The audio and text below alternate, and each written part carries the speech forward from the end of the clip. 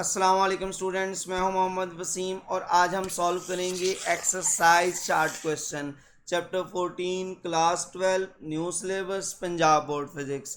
हम बेटा पहला क्वेश्चन देखते हैं।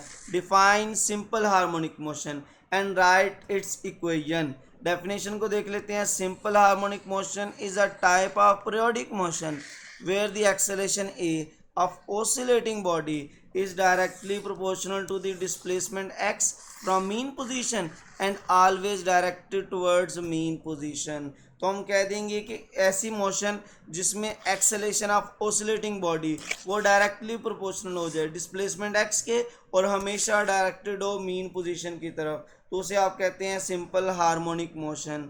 और इसमें मैथमेटिकल रिलेशन की बात करें तो A is equal to minus omega square X, जहाँ पर हम जानते हैं कि ओमेगा जो है वो एंगुलर फ्रीक्वेंसी है जो कि कांस्टेंट है, इसलिए बेटा एक्सेलेरेशन जो होगा वो डायरेक्टली प्रोपोर्शनल आ जाएगा माइनस एक्स के, और यही इसका मैथमेटिकल रिलेशन कहलाएगा।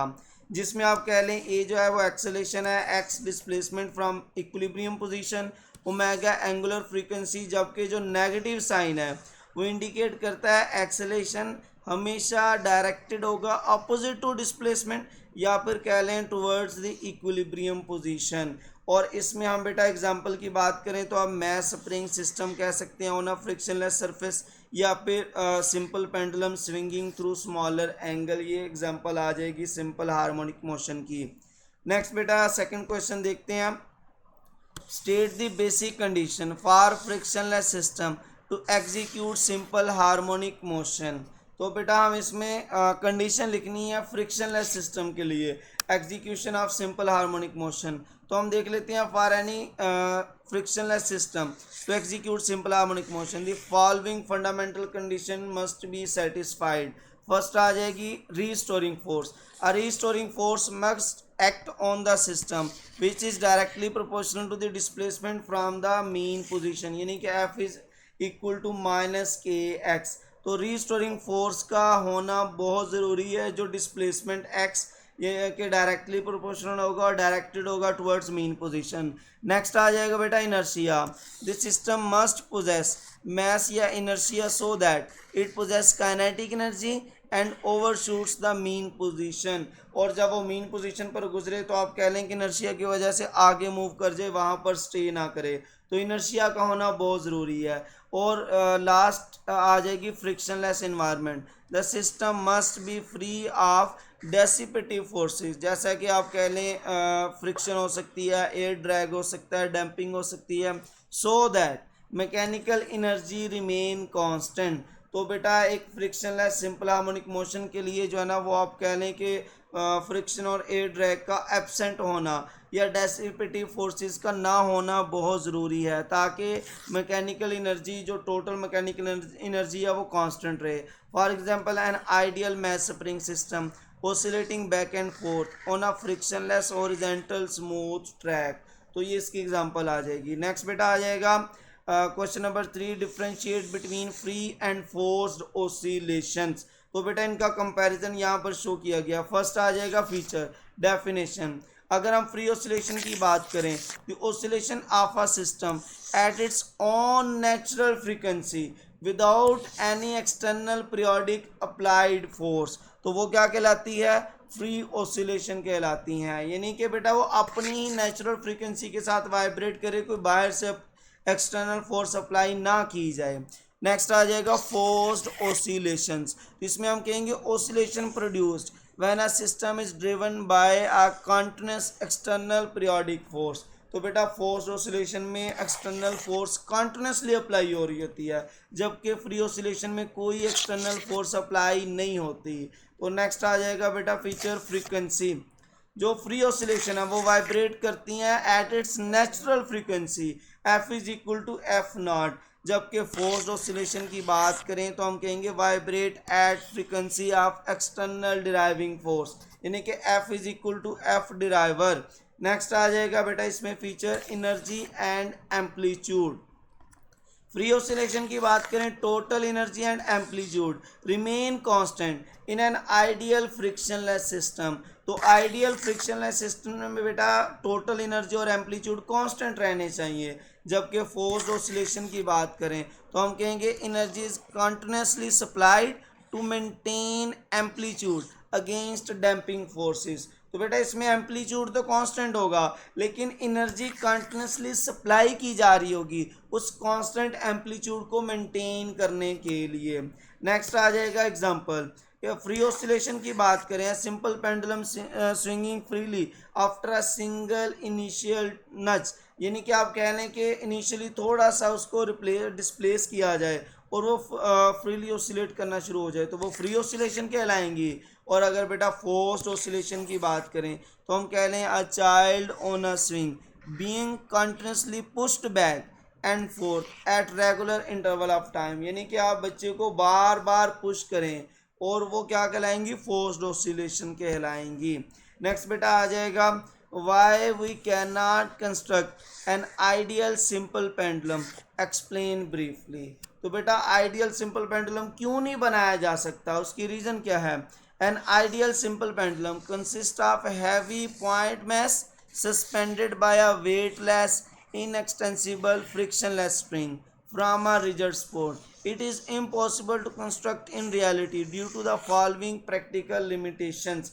तो बेटा इसमें वेटलेस इनएक्सटेंसिबल फ्रिक्शनलेस स्प्रिंग होनी चाहिए जो कि रियलिटी में होती नहीं है। तो देख लेते हैं पहला point, point mass limitation. A true mathematical point mass with finite mass but zero volume does not exist in nature, यानी कि आप कह लें फाइनाइट मैस हो लेकिन वॉल्यूम बहुत ही कम हो, अप्रोक्सीमेटली ज़ीरो, तो ये रियलिटी में एग्जिस्ट नहीं करता। सेकंड पॉइंट आ जाएगा string properties, every real string or thread has finite mass. और बेटा स्ट्रिंग का कुछ ना कुछ मैस होता है, उसकी कुछ ना कुछ थिकनेस होती है, कुछ ना कुछ इलास्टिसिटी होती है, और हम कहेंगे वो स्ट्रेच भी हो सकता है अंडर लोड। लेकिन बेटा आइडियल होने के लिए क्या ज़रूरी है, आइडियल होने के लिए आप कह लें इनएक्सटेंसिबल वेटलेस फ्रिक्शनलेस स्ट्रिंग होनी चाहिए जो कि मुमकिन नहीं है। तो ये सेकंड जो है ना वो लिमिट आ गई। थर्ड लिमिट आ जाएगी फ्रिक्शन एंड एयर रेजिस्टेंस, ये सबसे इंपॉर्टेंट वाली लिमिट है। Friction at the pivot point of suspension and air resistance, यानी कि जो ड्रैग है on the Bob can not be completely eliminated, यानी कि बेटा फ्रिक्शन को कम्प्लीटली एलिमिनेट नहीं किया जा सकता, फिर इसका मतलब आइडियल सिंपल पेंडुलम भी नहीं बनाया जा सकता। नेक्स्ट हम इसमें एग्जांपल देखते हैं, small steel metallic sphere suspended by a fine nylon thread act as a practical pendulum but air resistance and string elasticity prevent it from being truly ideal. तो आप कह लें कि अगर आप बेटा बहुत हल्का फ्रिक्शनलेस थ्रेड ले लेते हैं मेटेलिक बॉब के साथ, फिर भी बेटा एयर ड्रैग और आप कह लें कि जो स्ट्रिंग इलास्टिसिटी है वो उसको आइडियल होने से रोकेगी। नेक्स्ट बेटा आ जाएगा इसमें question number 5, how does sharpness of resonance occur. तो अगर हम बेटा शार्पनेस की बात करें तो डेफिनेशन आ जाएगी, sharpness of resonance describe how rapidly the amplitude of an oscillating system reaches a sharp peak when the frequency of driving force matches with the natural frequency of the system, यानी कि जब बेटा natural frequency आप कह लें driving frequency के बराबर हो जाएगी तो फिर क्या होगा, एम्पलीट्यूड क्या हो जाएगा, मैक्सिमम हो जाएगा। और उस मैक्सिमम एम्पलीट्यूड की जो शार्प पीक है वो किस चीज़ को डिफाइन करती है, शार्पनेस को डिफाइन करती है। तो यहाँ पर हम देख लेते हैं role of damping, the sharpness depends inversely on the damping force, यानी कि डैम्पिंग फोर्स ज़्यादा तो शार्पनेस कम, डैम्पिंग फोर्स कम तो शार्पनेस ज़्यादा। डैम्पिंग फोर्स इसमें होती क्या है, डैम्पिंग फोर्स आप कह लें फ्रिक्शन है, रेजिस्टेंस है एक्टिंग ऑन द सिस्टम, तो वो कहलाती है डैम्पिंग फोर्स। यहाँ पर बेटा आप डायग्राम में भी देख सकते हैं, एक स्मॉल डैम्पिंग है, एक लार्ज डैम्पिंग है। पहले हम स्मॉल डैम्पिंग को देख लेते हैं। एनर्जी लॉस इज मिनिमल, यानी कि मैक्सिमम जो ना वो आप कह लें कि एम्पलीट्यूड होगा और मिनिमम एनर्जी लॉस होगा, producing a sharp tall peak in amplitude at resonance and a high quality factor, वो जो कि आप कह लें Q is equal to F naught over delta F के बराबर होता है, जिसमें आप कह लें कि एफ नॉट नेचुरल फ्रीक्वेंसी है जबकि डेल्टा एफ जो है वो बैंडविड्थ कहलाती है, यानी कि नीचे से जो फ्रीक्वेंसी की बैंडविड्थ है वो आ जाएगी। तो यहाँ पर हम कहेंगे स्मॉल डैम्पिंग के केस में कम से कम एनर्जी लॉस होगी। और ये आप ब्लू कलर में देख सकते हैं बेटा कि लार्ज पीक बनाएगा। तो नेक्स्ट बेटा आ जाएगा इसमें large damping. Energy loss is high, producing a broad flat peak with a lower maximum amplitude। तो यहाँ पर हम देख लेते हैं बेटा ये जो रेड वाला है, रेड वाले में हम देख लेते हैं एनर्जी लॉस बहुत ज़्यादा है। एनर्जी लॉस ज़्यादा होने की वजह से हम कहेंगे वो एक फेयरली फ्लैट कर्व बनाएगा, यानी कि जो उसका मैक्सिमम एम्पलीट्यूड पीक होगी वो कम होगी, शार्पनेस कम आ जाएगी।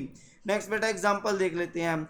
Tuning a radio receiver circuit to a specific station frequency. जैसे कि आप कह लेंगे बेटा FM 101.1 मेगाहर्ट्ज़ आप जो है ना वो फ्रीक्वेंसी सेट कर देते हैं ट्यूनिंग के ज़रिए रेडियो के अंदर, तो हम कहेंगे cleanly without overlap or interference from neighbouring channel. तो आप उसको सुन सकेंगे बगैर किसी ओवरलैपिंग के बेहतरीन तरीके के साथ। वो कैसे मुमकिन है? ड्यू टू आप कह लें कि जो है ना वो लार्ज शार्पनेस, आप जो है ना आप कह लें कि इसमें शार्पनेस ज़्यादा होगी, डैम्पिंग स्मॉल होगी। तो ये तभी मुमकिन है जब बेटा उसका मैक्सिमम एम्पलीट्यूड हो एट शार्प रेजोनेंस। नेक्स्ट बेटा हम देखते हैं क्वेश्चन नंबर 6 आ जाएगा। What would happen to the time period if the earth suddenly stop. तो अगर आप देखें बेटा सिंपल पेंडुलम की बात कर लेते हैं, उसमें क्या होगा अगर अर्थ जो है वो सडनली स्टॉप हो जाए ऑसिलेटिंग सिस्टम के लिए। तो हम देखेंगे if the earth suddenly stop rotating the time period of a simple pendulum would slightly decrease. Time period कम होगा at the equator and lower attitude while remaining unchanged at the poles. तो हम बेटा कहेंगे कि पोल्स के ऊपर कोई ख़ास फ़र्क नहीं आएगा, लेकिन बेटा इक्वेटर के ऊपर जो है ना वो ओवरऑल देखा जाए तो टाइम पीरियड डिक्रीज होगा। उसकी रीज़न क्या है? हम जानते हैं टाइम पीरियड का formula T is equal to 2 पाई√ऑफ L/G। इसमें जो G है वो G इफेक्टिव होता है, जो आप कह लें नेट ग्रेविटेशनल एक्सेलेरेशन है। तो अगर हम देखते हैं due to earth rotation effective gravity at latitude phi is reduced by centrifugal acceleration. अगर हम बेटा इसमें देखें कि ये अर्थ है, अब अर्थ क्योंकि रोटेट कर रही है, रोटेशन की वजह से बेटा एक बाहर की तरफ फोर्स लग रही है जिसे आप कहते हैं सेंट्रीफ्यूगल फोर्स। तो सेंट्रीफ्यूगल फोर्स हमें बाहर की तरफ धकेल रही है जबकि ग्रेविटी अंदर की तरफ धकेल रही है। तो हम कहेंगे कि जो इफेक्टिव ग्रेविटी है वो इस सेंट्रीफ्यूगल फोर्स की वजह से रिड्यूस हो रही है, और जब बेटा अर्थ स्टॉप हो जाएगी तो फिर ये सेंट्रीफ्यूगल फोर्स ख़त्म हो जाएगी। अगर हम इसमें देखें सेंट्रीफ्यूगल फोर्स की वजह से जो एक्सेलेरेशन है वो omega square R cos square phi आ जाएगा। और अगर बेटा अर्थ स्टॉप हो जाए तो ओमेगा ज़ीरो हो जाएगा। ओमेगा ज़ीरो की जगह पुट करें तो ये पूरा का पूरा फैक्टर ही ज़ीरो।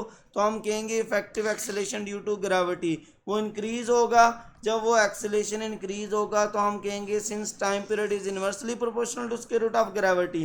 तो यहाँ पर बेटा अगर G इंक्रीज़ होगा तो हम कहेंगे टाइम पीरियड डिक्रीज़ होगा। तो हम देखेंगे टाइम पीरियड जो है वो कम हो जाएगा, result in a smaller time period, यानी कि जो पेंडुलम होगा वो फास्टली स्विंग करेगा।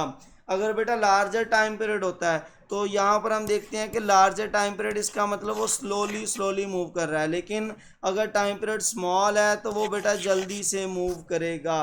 तो टाइम पीरियड स्मॉल होगा और वो तेज़ी से मूव करेगा। जैसे कि आप कह लें pendulum clock calibrated at the equator would begin to swing slightly faster, तो वो तेज़ी से मूव करेगा।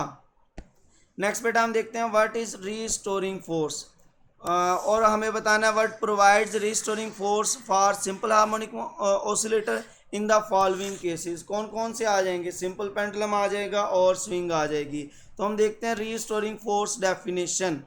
अ restoring force is a force that always act on an oscillating body to pull or push it back towards its mean यानी कि equilibrium position. तो हम कहेंगे कि जो रीस्टोरिंग फोर्स है वो इक्विलिब्रियम पोजीशन की तरफ पुल करता है किसी भी बॉडी को।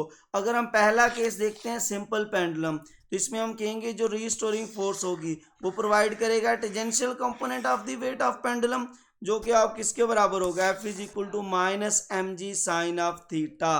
और अगर हम इसमें एग्जांपल देखते हैं when a displaced pendulum bob is released gravity pulls it back along its arc path, यानी कि वो वापस उसको खींचती है मीन पोजीशन की तरफ। किसकी वजह से? टेंजेंशियल कंपोनेंट, जो किसके बराबर है? Minus M G sine theta. और सेकंड देखते हैं मैस स्प्रिंग सिस्टम।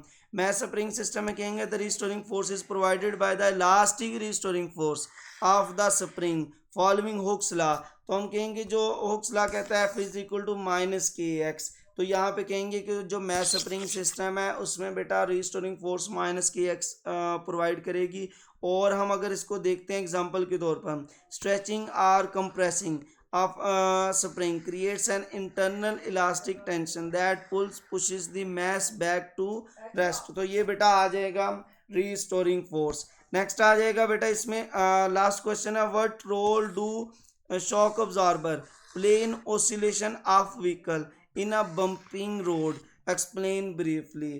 तो यहाँ पर हम देखते हैं बेटा कि शॉक अब्जॉर्बर का रोल, और ये इंपॉर्टेंट क्वेश्चन है व्हीकल्स के अंदर, कहाँ पर? बम्पी रोड के ऊपर। तो देखते हैं बेटा role and mechanism. Shock absorber यानी कि इसे डैम्पर भी कहा जाता है, act as a fluid damping device that control suppress and rapidly eliminate unwanted bouncing oscillation of a vehicle suspension system।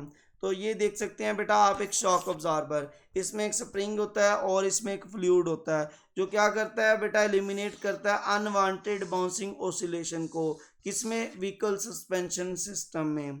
तो इसमें फर्स्ट पॉइंट आएगा energy dissipation. They convert the mechanical energy of a shock vibration into thermal energy, जो आप कह लें heat produce होगी through hydraulic fluid friction inside a piston. तो बेटा पिस्टन के अंदर फ्रिक्शन की वजह से जो हीट प्रोड्यूस होगी वो बेसिकली कैसे प्रोड्यूस होगी? आप कह लें वो मैकेनिकल एनर्जी को रिड्यूस करेगा और कन्वर्ट करेगा हीट एनर्जी में। सेकंड आ जाएगा प्रिवेंशन या preventing resonance. They provide heavy critical damping, यानी कि बहुत ज़्यादा हाई क्रिटिकल डैम्पिंग होती है, so that after hitting a bump the vehicle returns smoothly to equilibrium without continuous dangerous bouncing. तो कॉन्टिन्यूस डेंजरस बाउंसिंग के बगैर वो अपनी ओरिजिनल पोजीशन में वापस आ जाए, तो ये बेटा प्रिवेंट करेगा रेजोनेंस को। नेक्स्ट इसमें एग्जांपल देखते हैं, driving a car over a deep pothole, shock absorber quickly stop the body from bouncing continuously keeping the tyres firmly on the road for safe steering. तो ये बेटा आपके शॉर्ट क्वेश्चन आ जाएंगे, इसको लाइक शेयर और subscribe कीजिएगा। अल्लाह हाफ़िज़।